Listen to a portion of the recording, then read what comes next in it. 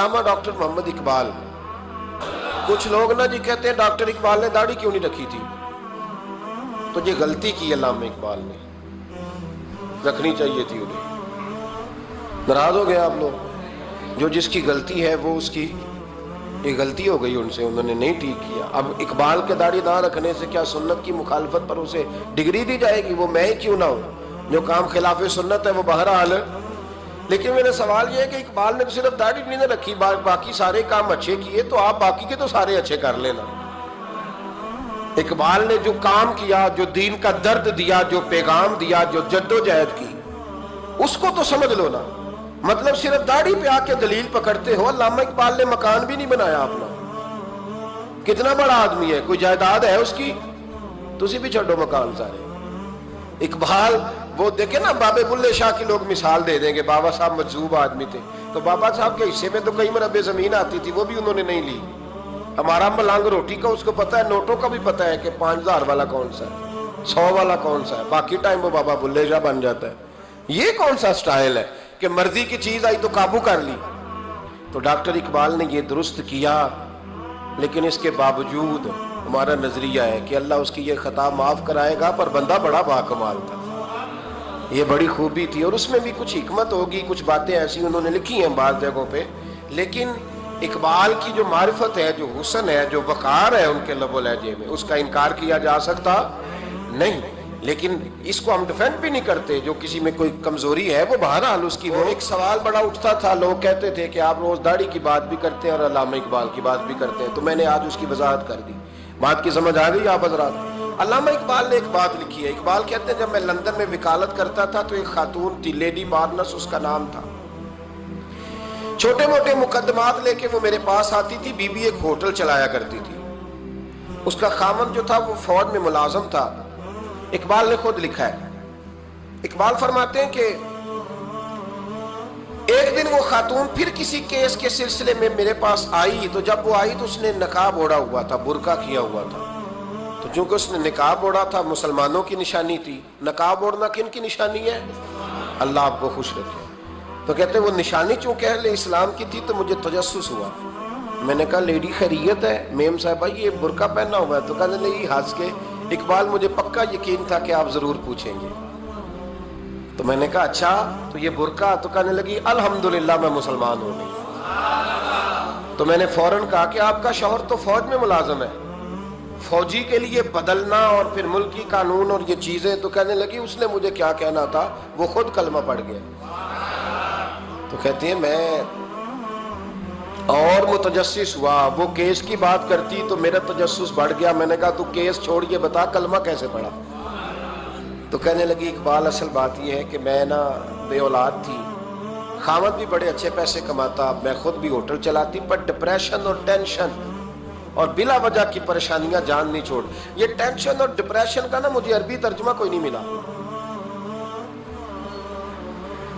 یہ ڈپریشن اور ٹینشن کا نا میں نے تلاش کیا ہے, لیکن مجھے عربی لغت کے اندر ان کے معنی مجھے لگتا ہے کہ اس زمانے میں یہ چیزیں تھی ہی نہیں.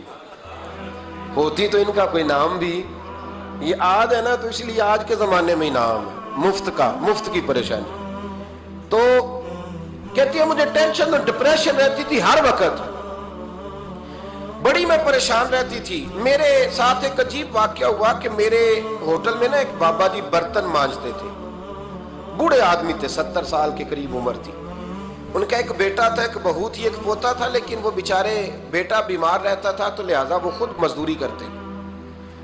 کہتی ہیں ایک دن وہ بابا جی میرے پاس آئے, کہنے لگے میم صاحبہ 2-4 دن کی چھٹی چاہیے. تو میں نے کہا خیریت ہے؟ کہنے لگے میڈم میرا بیٹا فوت ہو گیا. بیٹا,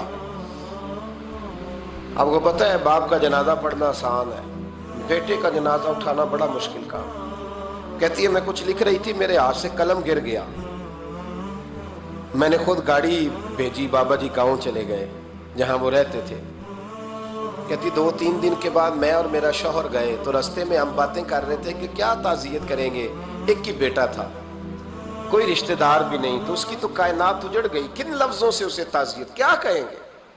کہتے جب ہم گئے تو وہ ٹوٹی ہوئی چٹائی پہ بیٹھا تھا, کچھ لوگ قریب تھے. ہم نے جا کے کہا بابا آپ مسلمان ہیں, ہم آپ کو کیا نصیحت کریں. ایک کی بیٹا تھا کہ کس طرح کر کے ہم آپ کو تسلی دیں، تو کہتے ہیں اس نے آنکھیں کھولی، بوڑھی آنکھوں میں ایمان کی روشنی، کہنے لگا بی بی کیا تعزیت کی بات کرتی ہو، میں نے کوئی پیسے جمع کرا کے بیٹا لیا تھا، خدا نے فضل سے دیا تھا، عدل سے لے گیا ہے، میں اپنے رب کے فیصلے میں بڑا راضی ہوں، اللہ بڑا کریم ہے، وہ لے گیا، اس کا مال تھا۔ آپ یقین کریں ہمارے دیہاتی لوگ یہ کہا کرتے تھے، میں نے کانوں سے سنا ہے، ایک بوڑھے آدمی کا ایک دفعہ بیٹا فوت ہو گیا تو کسی نے اس سے کہا بابا چھوٹی عمر میں بچہ چلا گیا تو مجھے لفظ نہیں بھولتے، کہنے لگے پتر اللہ دی فصل ہے، کچی بڑے تامی ہو دی، سنے آپ نے بھی کبھی یہ فکرہ، کچی بڑے تے پکی لے جائے تے تامی ہے جو ہو دی، تو جب اس کا جی چاہا وہ لے گیا۔ اللہ اکبر۔ وہ خاتون کہتی ہے کہ وہ بابا جی سے میں نے کہا کہ چلو آپ ایک مہینے کی چھٹی کر لے، تو کہنے لگا نہیں میڈم میں مسلمان ہوں، مفت کی روٹی نہیں کھاتا، مزدوری کر کے کھاتا ہوں، میں انشاءاللہ 2-3 دن کے بعد کام پہ آ جاؤں گا۔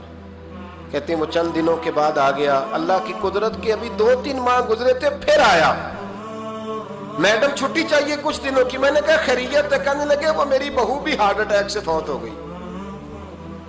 کہتے اب میں بھی تڑپ گئی اور عیسائی ہو کہ میری آنکھوں میں آنسو آ گئے، میں نے کہا گھر کا دروازہ بند ہو گیا، اب یہ بیچارہ کیا کرے گا، وہ اپنے شوہر کے غم میں ہارٹ اٹیک سے فوت ہو گئی۔